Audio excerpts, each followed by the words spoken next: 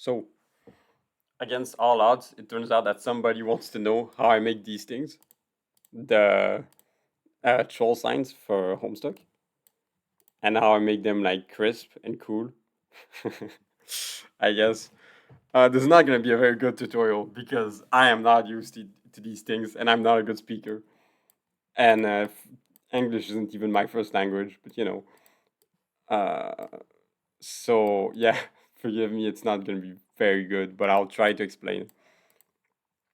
The first thing is that you're going to want to use an application for making vectorial art, which is to say art that uses vector rather than pixels. As you can see, I can zoom as much as I want on this and it doesn't like lose the smoothness of the curve, because instead of having pixel like in an app like GIMP where every color is like a point that has a color each, a pixel, here we just have coordinates, and the coordinates define a form, and the form define and then the form has a color which defines what you see, and this is used mostly for logos and such. So if you want to make a good sign or anything good, anything good in terms of logo or symbols, usually you want to use Vectorial Art. The application I'm going to be using is Microsoft Expression Design 4. It's a free application, but it's also discontinued. So if you want to install, you can't install it from official websites anymore. You have to go on a fan website hosted by someone and download the installer from there. There'll be a link in the description. So first I'm going to be showing the basics of vectorial art, and then later I'm going to go through my process for making these specifically. Basically, when you're making vectorial art, your two main tools are rectangles and ellipses, which are circles. And basically making vectorial art is putting these next to each other so that they form the shape you want. And to do that, obviously you can't do every shape with just circles and rectangles. So to make more complex shape, you combine shapes with pad operation, or at least that's how this app calls it. You see here, this is a circle. This is just a full circle. And there here you have another full circle. And if I do pad operation divide, now it becomes two shapes that are separated by how they overlap. So now this is a circle with a hole inside, equal to the circle here. Okay. And with that, you can make pretty much any shape. Because now, if you look at this, for example, this is just one of those. Whoops. Oh wait, I didn't pad operate it because I reverted it with Control Z because you can revert things. Divide. I'm kind of ADHD. I don't know if you've noticed. Yeah, so as you can see, this is just a circle with a hole in it. This shape here is a circle with a hole in it. This is a circle with a hole in it. And they just make another hole in the shape of another circle. So if I do this, for example, oops, maybe I should go somewhere where the space is empty. If I do this, I can make circles with, I can make hole in the form of holes. You know what I mean? So this is kind of funky, and then you can combine it and do funny shapes. And that's how you get pretty much everything. This is all just circles and rectangles. The other thing you need to do also is rotations. Oh, yeah, this application makes sort of ghost image when you make holes. Essentially, here you have degrees of rotation, and you can put a degrees of rotation to spin the thing around. And by spinning it around, you can like put it in different positions. But if you spin it around, like if I put this here and I put it roughly at the same place, and now I spin it 90 degrees, it spins around its center, around the center of all its parts. So if I wanted to spin, let's say around like here, I would need to make a rectangle that encompasses it. And then I select everything, I copy it, I paste it here, I put the round coordinates so I can do minus 200, and now it's in the same position. And now I can do 90 degrees and delete the rectangles, and suddenly they're spun 90 degrees around the point of the rectangle. So that's a neat trick you can do. This part was just a demonstration of division again. You do divide, and now it's in a million pieces because I divided like 4 items at the same time. That's pretty funny. You can do random shit sometime and just find a cool piece and be like, hey, I want to make a sign out of this, and then you make a sign out of this, and it's a cool sign. Yeah, the other big operation you want to use is unite. These don't do anything. Well, they're essentially a subversion of divide because this just makes like this. It removes the part. Okay, if I take this and this, it will remove the part of this one. Every time something reappears back, it's because I'm doing Control Z. I'm undoing.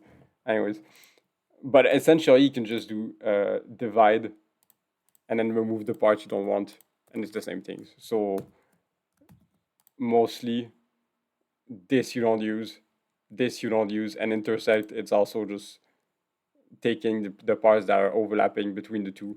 So you can just do it by dividing and then deleting. So you don't really use that. But the other operation that is useful is unite. Because unite, what it does is it takes multiple objects and makes them just one object, like this. And this makes it much simpler to move around than having 7 different objects that you have to all select at the same time. Instead of doing this, this, this, this, this, and then moving them all, I can just do object, pad operation, unite. And now I can move once a single item, right? Also, there's color here. I don't think I need to explain color. I think color is pretty simple. You know, hex code like in Homestuck. Right. 69, 69, 69. That's Carcats. That's Carcats found. Because, you know, because the cancer symbol, not because of 69. Right. You can also use a vertexation tool because when you have an item in Vectorial graphics, it uses vertex, so points here. And if you use the vertexation tool, instead of selecting the object itself, you can select one vertex and move the vertex. And you can also access the curve. This is kind of weak. This is kind of weird. I don't really like to use this, but sometimes you want to use this to adjust the curve manually. So you use this. The main trick to doing, the main important bit of doing troll signs is to always have the same width on your line. So here I have a canvas. This is like the reference frame. This box is like the reference frame. It's not an object. It's like a reference frame for how big my sign is going to be. And since it's 300 units, usually I use 16 unit long lines. You can see it's 16 here. If it's bigger canvas, you probably want something bigger. 16 divided by 300 is about 5%. So usually you want something about 5% of the width of the space you use. And as long as this is, right, the point is that this is also 16, oh, because I did pad operation, so I kind of lost that. But this is 88, and this one is 120, and if you put it here, you see it fits. So the point is 120 minus 88 is 12 plus 20, it's 32. 32 divided by 16 is, well, 32 divided by 2 is 16. So you see this is 16 wide, this is 16 wide. So I'm keeping the same width line when I'm using circles, when I'm using rectangles at all times. This is 16, this is 16, this is 16, this is 16, this is 16. And for every sign, usually you want to keep it like this. Sometimes you want to change a bit. Like if you look at this in a way, this is not 16, right? This is bigger than 16. That's necessary, but you know what I mean. Usually you want to keep as much as possible around 16.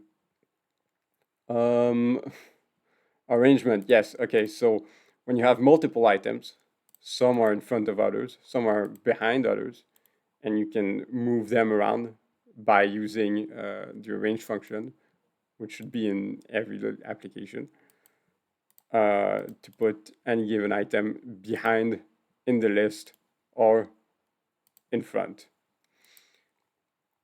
Group, when you select multiple item, oh, this one is already grouped. Okay, I'm gonna ungroup it real quick. But when you select multiple items, sometimes you don't want to unite them. Yeah, because when you unite things, uh, it becomes a single color. It's a single item. It has a single color. You can't make multiple colors. You lose whatever shape is here. You lose all these lines. So if you want to keep that, if you want to keep multiple color, you have to group them, which is this. And now if I select just one, it selects all of them, and I can move them all at the same time, and I can also scale them all at the same time. Right, and of course you can ungroup them. Reflection, yeah, that's not super useful, but you know. No, it's useful. It's useful. Sometimes you do it. Sometimes you like whoop, reflect horizontal, reflect. Oh no, that's not what I wanted to do. Reflect vertical. You know what a reflection is? Come on. Right. What else do I want to do? Right. There's a polygon tool. I want to say that the polygon tool is not very useful because when you use polygon, sometimes it's kind of hard to know how long something is. Here I have measurement. This is 16, right? Because this shape is at 1650, and this one is 1340, so it's 16 before. So you know that the tip of this is 16 before this, so the width between the tips is 16, and that's the length I want to keep as much as possible. But if you look here, this is not 16, this is 7.982. So getting this is what I want 16. This width, not really this width because this is a corner. So getting this at 16 is kind of a pain. And it's not really as precise as you would maybe want. Now I'm this 17, I have to put it in front. So generally, you don't want to use a polygon tool, and the polygon tool can do like more than I'm saying not to use it. I'm still demonstrating. Oh, anyways, it can do a lot of things. It can make like shapes. It can make stars. It can make pentagons. It can make swirls, and these can be cool sometimes. If you want to cut a bit of this, that can be useful. But in general, you want to use rectangles and ellipses, and not so much polygons. We're gonna need this. Right. Why did I make this? There's no notes around it. I don't know why I made this. All right. I want to say if you want to make a triangle, you're probably better off building it with rectangles like this here. I know these are 16 wide, right? Because those are just rotated rectangles. It's 120 degrees, 120 degrees, and this is 0 degrees. So if I just combine them, or if I just divide them, then I can remove the tips, and that can give me a triangle much easier than by using the polygon tool. Unite, tag. Right, and the other thing I wanted to show was the vertex pen, which is cool. It's a cool thing. When you combine items, sometimes there's like supplementary vertexes that aren't really necessary. So you might want to use the vertex pen to just remove them. And if it's curved, it's gonna sort of fuck shit up. So you don't really wanna you don't want to use the vertex pen too much. You don't want to remove vertex directly. Right, vertex pen removes vertex. That's what I wanted to say. If you have curves, generally you don't want to use this too much because it does weird stuff, right? Because now it like approximates the value of the curve and it's kind of weird. But if you have straight line, usually you'll have like bonus vertex that aren't really necessary, and you can move them for cleanliness. But it's not really useful. It's just something I have to do. So I've just spent a lot of time talking about something that's not useful, but I like to do. All right. Yep, that's it. So what I've done here is I've pasted the layers I use for making sign as is in this document, and I'm gonna show it to you, and I'm gonna go through the process with you. And it looks like this, and it's a mess. There's a bunch of random pieces. There's a bunch of different circles of different sizes. There's a circle. Okay. There's big ones. There's small ones, and there's this thing which literally never used. It does nothing. It just looks cool. So I keep it here because it's like a lucky charm, you know. There's an old sign here that I didn't end up using. There's like pieces for other signs. This is Versin. This one, that's how I made these pieces, is by putting the circles here. And I was like, oh, that looks like a cool piece, so I'm gonna make a sign out of it. It wasn't the toughest sign at all. I could have made something more complicated, but you know, whatever. Not the point. And this is like there's a bunch of pieces with artist, which is side I made there. This one, which I struggled with a lot because this is a weird shape to make. It was kind of difficult to get it right. Um, anyways, yes. So the point is, if you skipped over the last section, the point is that whenever you have any sort of line, be it a line in a circle or a line straight from a rectangle, it needs to be 16 wide, right? So this here is 100, and this here is like 70, maybe 68. It's not exact. It's not exact. Normally, I would like. Normally, when I make signs, I calculate the exact number. But here I'm going kind of fast because I'm anxious, and also I just want to make this fast. But the point is, if you look at this, this should be 68. This is 68. This is 100. So 100 minus 68 is 32. 32 divided by 2 is 16. So this is 16 wide. This is 16 wide. This is 16 wide. This is 16 wide. This is 16 wide. Everywhere the circle is 16 wide. And that's mostly the kinds of circle you want to use. But that also means that if you take this piece and say you want to scale it to 120, this is not 16 wide anymore, because if oh, this is going to be kind of complicated. If you were to look at this, you would realize that the width of the line itself has increased by 20% as well. So now instead of 16, it's 16 plus 20%, which is plus 3, about so 19 probably. I scaled that thing up, but I didn't use it to count whatever.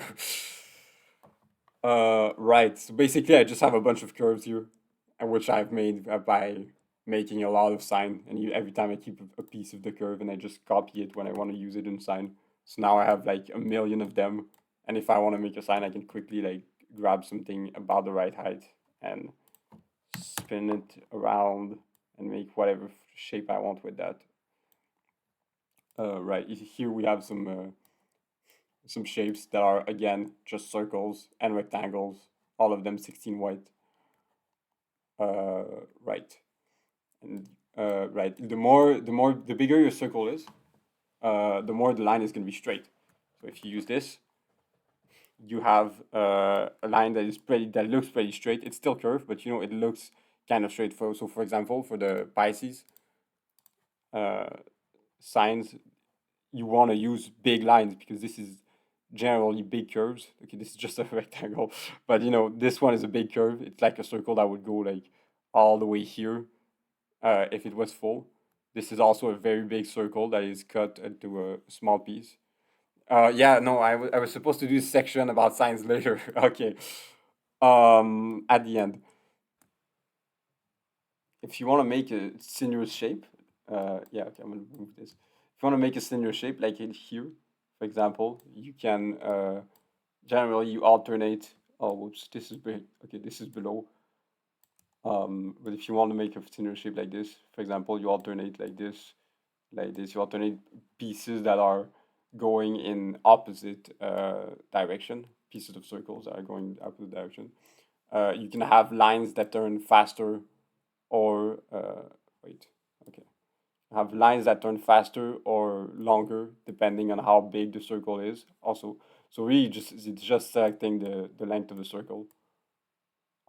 See, this turns faster than like this, for example, and then you can. Anyways, I think you get the gist of it. This is not complicated stuff. To make a circle, you just take a circle and you cut it usually with a rectangle. Like let's say I have this circle here. I could put it. Oops. Oh no, this is already cut. So for example, I put this one at 300, 300, which is the bottom right corner. And I put this here, and I do this, this, this, and I know that this line, the bottom line of the rectangle, goes straight into the middle of the circle here. So I know that if I cut it, it's going to be perfectly cut in the middle.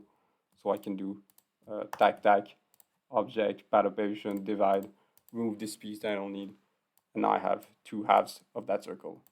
And if I want, I can also oops, copy it before cutting it, and now I keep the circle if I want to use it again later. And that's how I got like a million of them, because every time I keep them, I think I got my okay. Yeah, we'll get to okay. I can go to components now. Here there's a bunch of things. Every time I make signs, I keep like some pieces of it, and so if I wanna use it for something, uh, it's kind of hoarding. It's kind of like potions in RPGs. You're like, oh, I'm gonna use it later for something, and you never use it for anything. But right. This is actually not a good luck charm like the other one, like this. This is actually useful because when you have the final form, the space you have to put the sign isn't exactly a square. You have a bit of a symbol. You have this symbol on the bottom, so generally you want to have this here to keep it in mind when you make your object. Or you can just have a canvas that's like smaller. You can do that too. Uh, Canvas normally is in the object creation. I mean, in the files creation. So like this 300, 300. Or if I do new to create a new file, he's gonna ask me like what sort of width and height I want, and I can put that here. Yeah, I don't really know what is basic and what is like important to talk about. So I'm kind of talking about everything. Those layers. Yeah, I don't think I really need to do layers. Maybe later. No, you know what? I have nothing else to talk about in this section. I'm gonna do layers real quick. If you want to, you can create. Okay, you can create new layers, right? And the layers that is above. Wait, okay. I need to distress a bit because I'm a bit on edge all the time, every time in my life. Right. So when you create a new layer, you can have different items, and then you can make them visible or not visible, and that helps you organize stuff. And if you want, you can lock layers. So yeah, you can lock things behind, and that can be useful because if you want to have guideline, let's say I want to mark where the middle of my canvas is, I can do something that is 150 by 300, and I can make black lines here, invisible here, and then I can lock it, and then I can move I can select a bunch of things around, and I'm not gonna select the object that is behind the rectangle that is here that I use as my guideline because I have locked it, and I can also make it invisible if it's annoying me. And sometimes you want to make a new layer because you're tired of having shit everywhere on your craft bench, so you just like up new layer, and you can paste whatever object you want from your layer into your new one and create it here with a blank space. Okay, that should be it. Yeah, that should be it. I've talked about this. As I said, I don't really know what is important to talk about, what is not important, but whatever. Generally, I place my shapes and then I have my sign, and what I do generally is I make multiple iterations of the same sign. So here, for example, I have one with like shorter ears and one with even shorter ears. This was the original one. And then at some point, I made iterations with longer ones. And I went, hey, this one's cooler. This one is nicer. It's supposed to be a void sign, so I wanted something simple for the void sign. But at the same time, void can have complicated objects, right? They can be. Anyways. Um, so yeah, the point is generally I make multiple iteration of the same size sign, and then I just like see it for a long time, and I end up coming to a conclusion as to which one is best. Uh, yeah, so this is Gemlorn. I made a post about this one. There was a lot of iteration of well, there was a lot of minor iteration of it, but making different iteration generally is not that hard. It's just like you take these parts and then you just delete them, and then you have this one, you see, and then you can look at them and you can be like, you can decide which one you prefer at the end. Yeah. Here, artist and Virda have no iterations, but it's not because they were easy. I still have the iterations for Virda, you know, not really full iterations because they weren't complete. This was all attempts that I was like, this is not good enough. This is just kind of bad. Like, what is this thing? I don't understand what is this. This I wanted it to be a sword. I wanted to make a sword, and I couldn't get a sword right. And I don't know. I tried a bunch of things. I tried to make it like wavy like a flamberge. Nothing worked. It was kind of a pain in the ass, and artist was even more a pain in the ass with what we see oops, in here. So sometimes, some of these are a pain in the ass, and look at this. Look at how many fucking pieces are in here. This is terrible. This was such a pain to do. See. Okay, this is a big lesson, right? Big life lesson. This has like three curves at the end, right? It has one curve, two curve, three curve, and then there's the curve for the curve and the rectangles for the handle of the brush. But essentially, it's just three curves, and this is like a million curves. You don't want to do something with a million curves because when the more complex it is, the more it looks weird. You want to keep things simple as much as possible because at the end of the day, it's a logo, it's a symbol, it's made to be looked at from afar, like from here, and you want to be able to recognize it from far. So having minute detail is not important. You want to just keep it simple, keep it a few shapes, a few pieces of shapes, and you should be happy with that. Right. Is there anything else I want to talk about? Oh, this one. See, this one is kind of interesting because I ended up making another sign with this, with the F. So ultimately, by making iterations, I had one iteration that I liked, and I had another iteration that I also liked, and they were very different for each other. So that gave me two signs at the end of the day. I should have pasted the F sign, but whatever. I like the F sign a lot. Okay. Uh, this we went over. Oh, this is a sign I made that's still in pieces. For some reason, I deleted all my things after I united them. I don't know why. A big lesson in art for like any type of art is to keep non-destructive workflow, which is to say, when you make something, you keep the pieces that you use to make it. It's true with pixel-based art and with anyways. It's not true with physical art because you can't do that with physical art. But generally, if you want to make a modification, like say remove this leg, instead you're gonna copy it, paste it, and then you're gonna move the leg from a second version. That is generally good practice to do. But for some reason, I didn't do it for basically every sign. So the only sign I had left for that had like that still wasn't these pieces was this one. So yeah, I'm giving you tips, but I don't follow them. So that's kind of bad. I'm not like particularly great at this stuff. I went over this a bit earlier, but essentially this is just a bunch of pieces of signs that I kept, and sometimes they're together. Sometimes it's just funky shapes that I think are cool, and I think this is really like why I like this doing vectorial art and why I liked a lot doing troll signs is because you just have something simple and then you can do any number of things with it. Like with this here, I made a sort of coron in I made a sort of circular shape with this, and here I have a sort of oh yeah, with this I kind of make this too. See, it's like a flip version of this, and then there's another piece of it, and then it's extended here, and then with this piece I also make something else with it.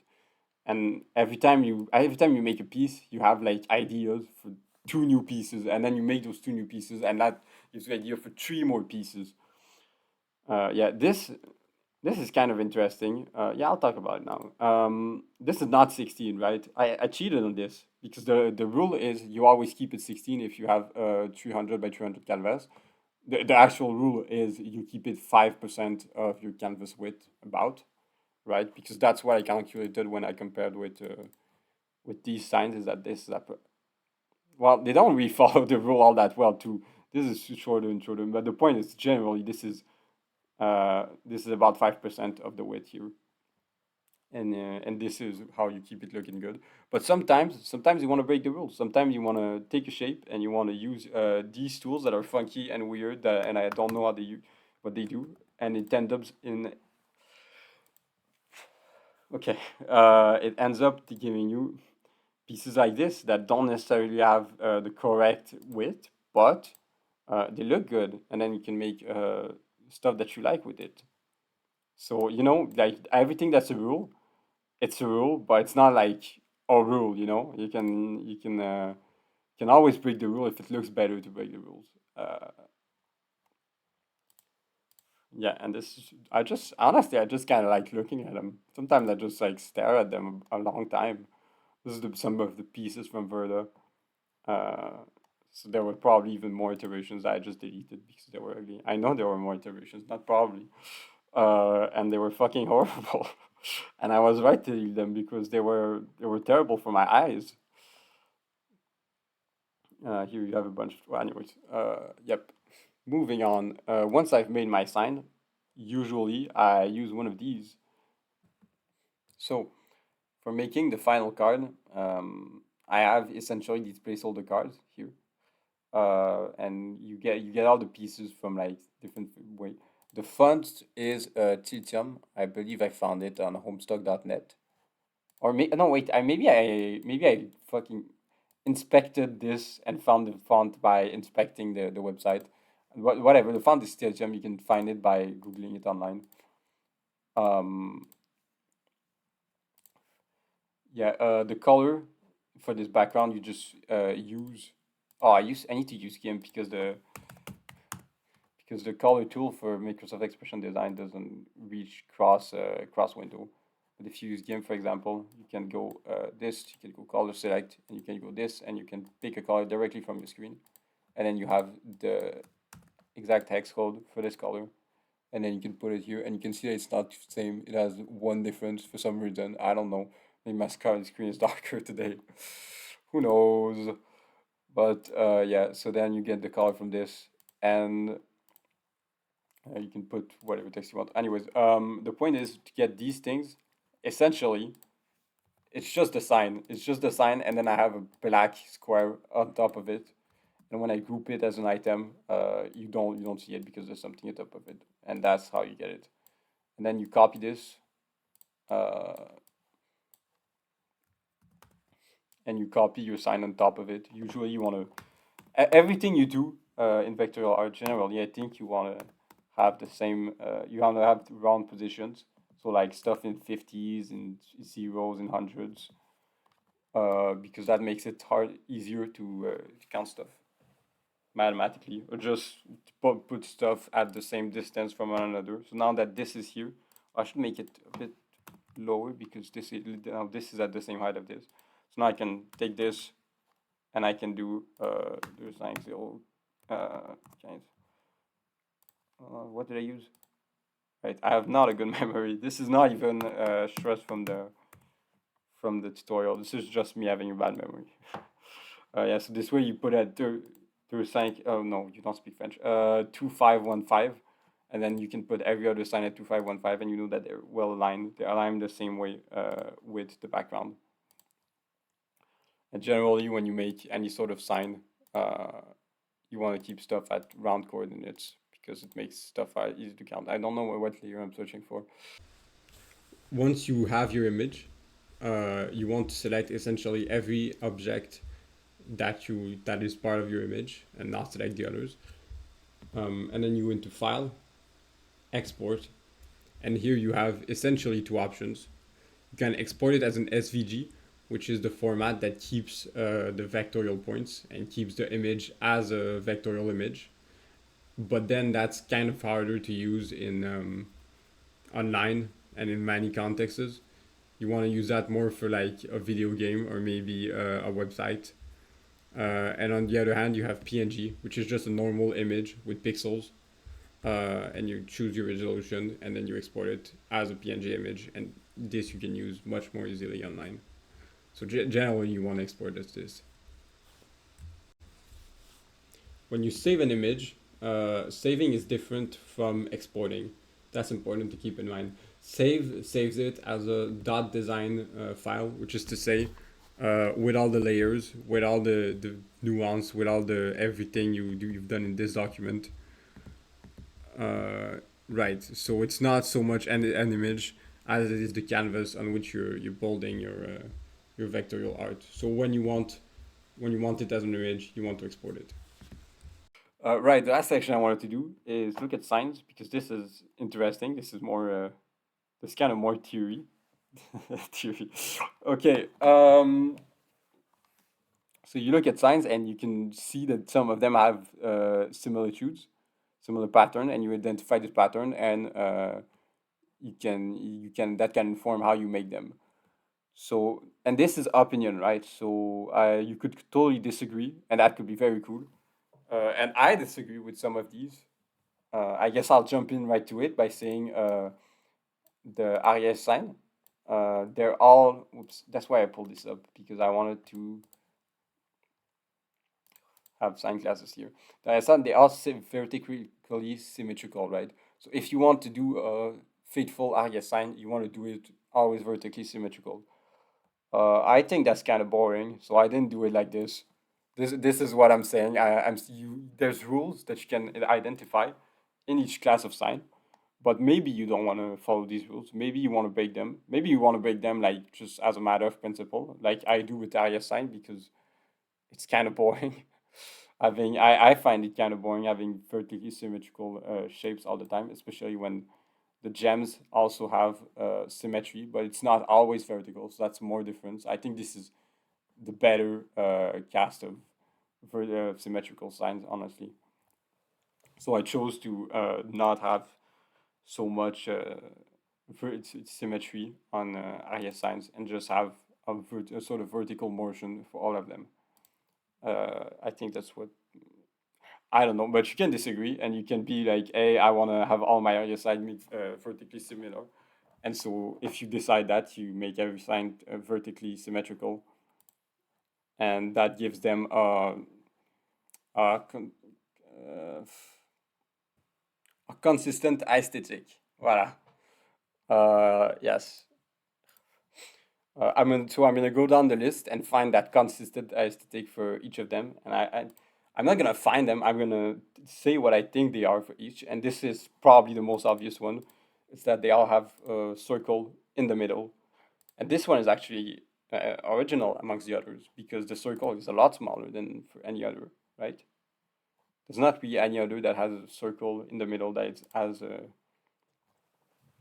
as small as this, which I believe is. No, wait, I'm the one with F1 and F2, so this must be Torun. This is Torun. Torun for in English.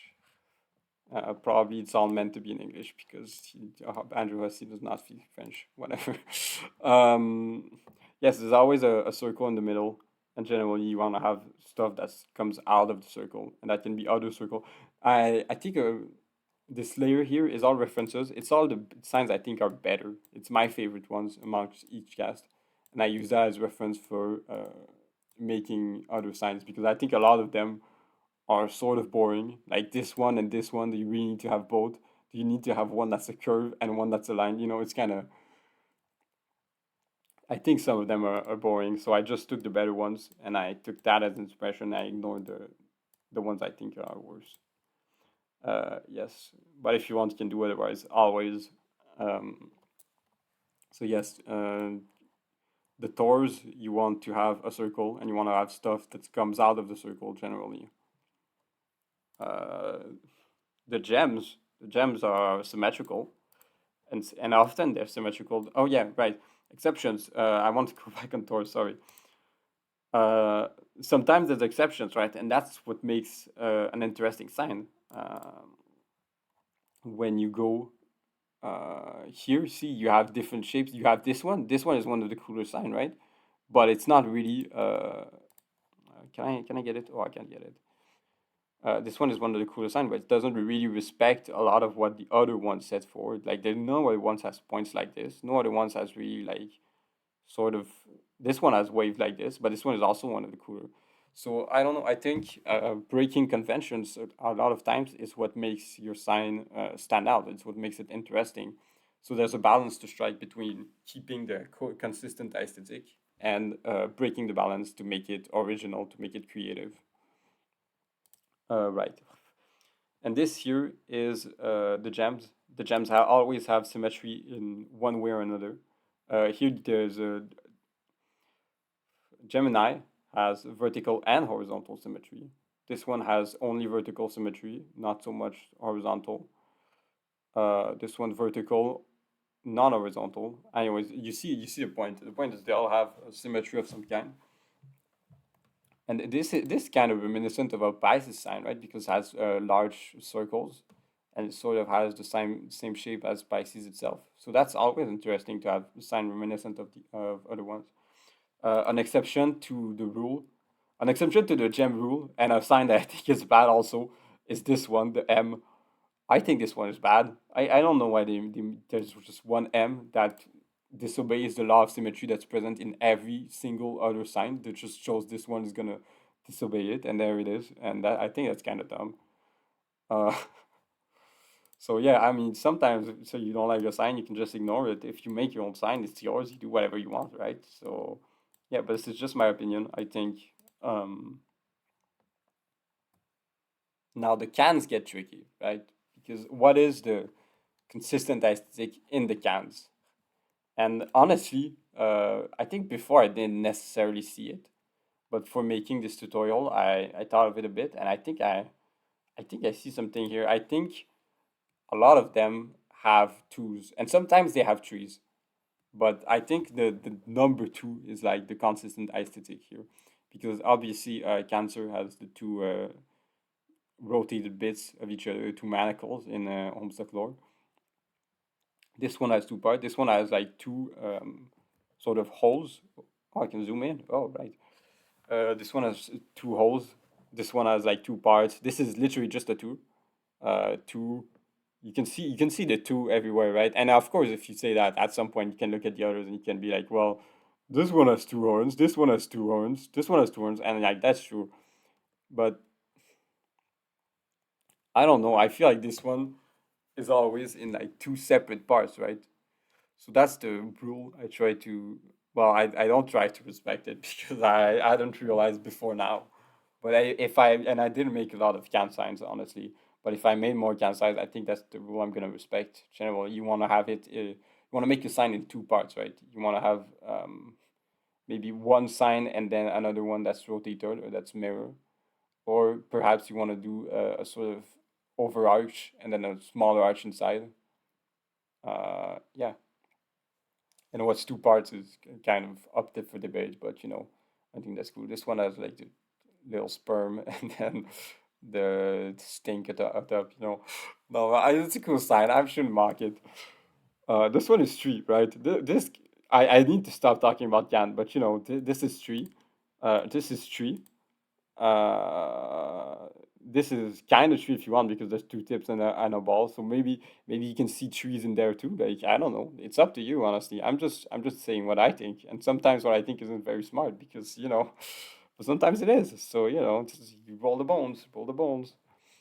Right, olive sign. What could be the consistent aesthetic here? I have no idea, man. I cannot see if it's a circle and then there's a line that comes out of it. And generally it's one line. Sometimes it's split into multiple line.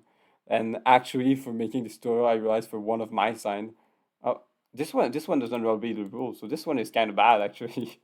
Well, it's not bad, but maybe that one is iconic. Maybe because it disobeys the rules, we notice it more and we like, oh, I like this side more. Yeah. No, the one that's bad is the one I made that doesn't follow this rule in the les. So yeah, I think I'm gonna go back and remake that now that I've thought about this a bit more. But yeah, for les, usually you want to keep one circle and then a line that follows it, and the exceptions are like some have two circles and some have lines split. This is not, well, this could be a split or it could be just it goes back in its own spot. That's kind of interesting to consider if pointless. Right. And this one has a million lines and it's unique. And I don't know if that's bad or not. I'm not sure if I like it or not. Tell me what you think in the comments and subscribe below and blah blah blah. No, it's a joke. Don't subscribe. But yeah. I don't know. This one, Jades. Jades are very funny. Jades are very fun to do because they have sharp turns. They have a lot of sharp turns like this, like you go and you go and you go you know, and this is yeah, I'm sure you understand very well when I make sounds like this, but you know what I mean. There's a lot of sharp turns. Sometimes it's rectangles that turn. Sometimes it's circles. I lost the word for circles there.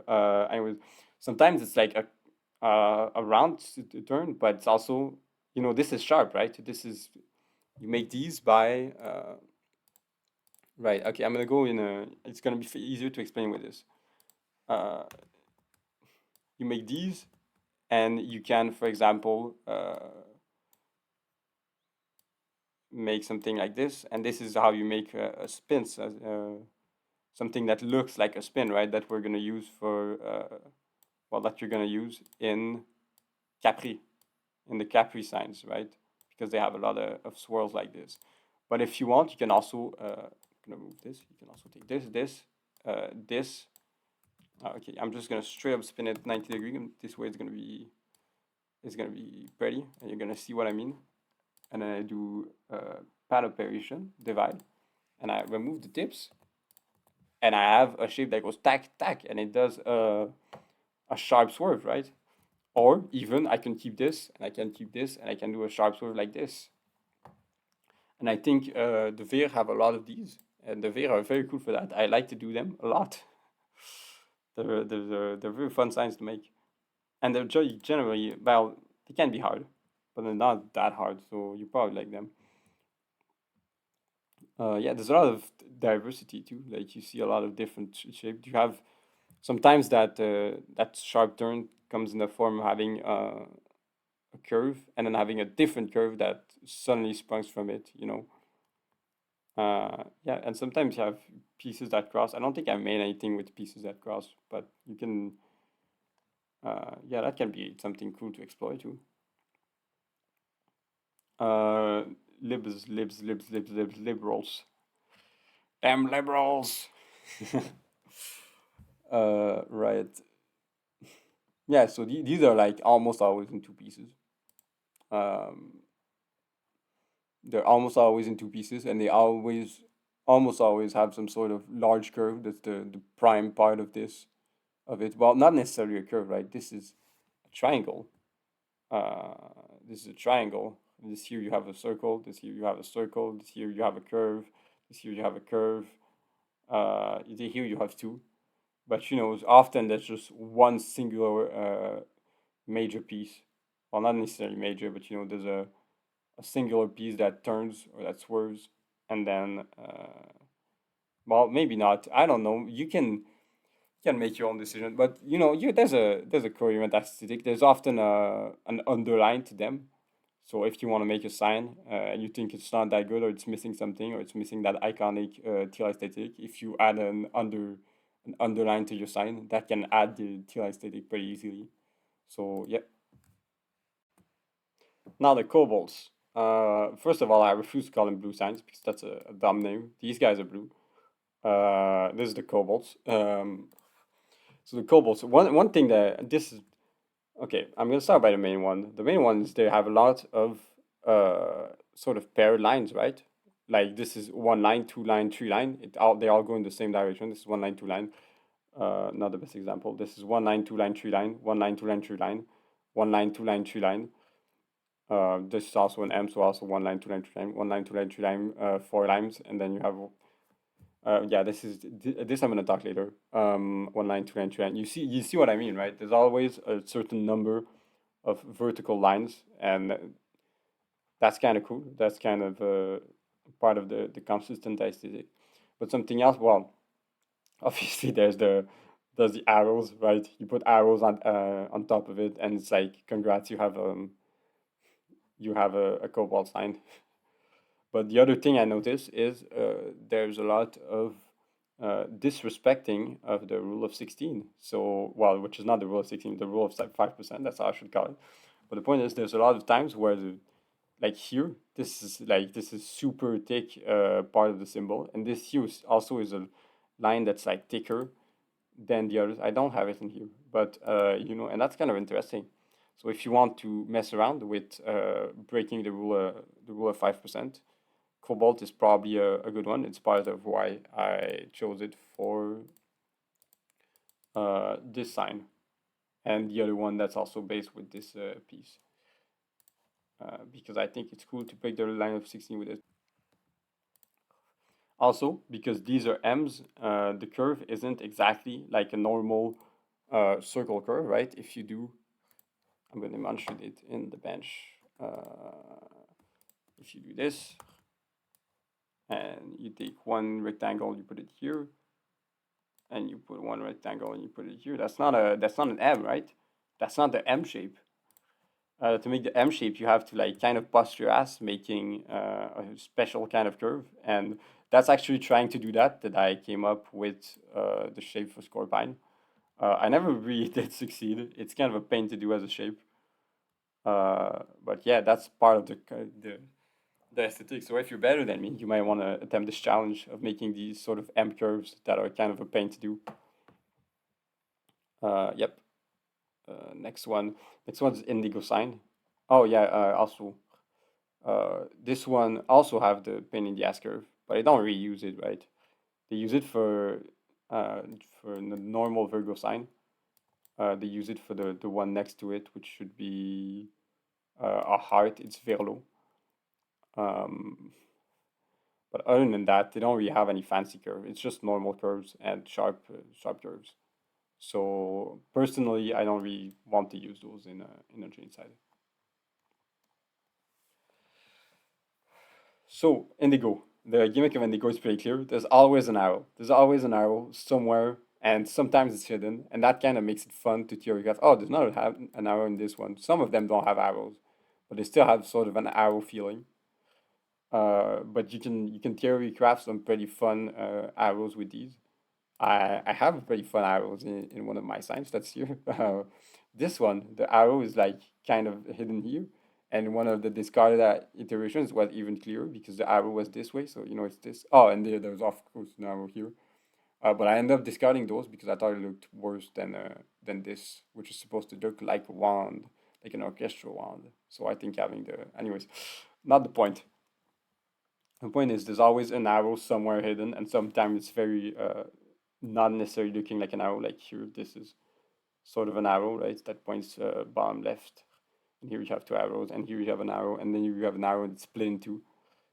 Um, yeah, is there anything else that's fun to point out? But yeah, a lot of. Oh, this one is fun, right? I think that's Galax sign, if I remember correctly. This kind of an arrow, but it doesn't have a shaft. It just points up.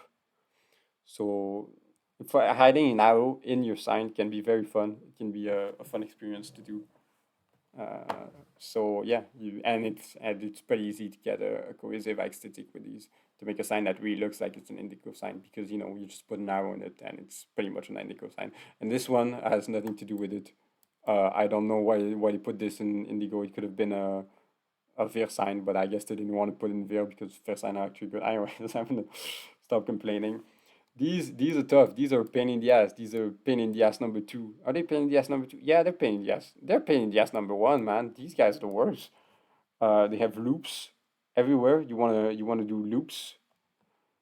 Yeah, and I don't know. Sometimes it's hard to get a sign that is not that makes a loop and that's also not visually busy because if you make a loop, you have to pass it here and here, and that's already most of your space that you have allotted. Uh, so it can be kind of a pain. And they also have.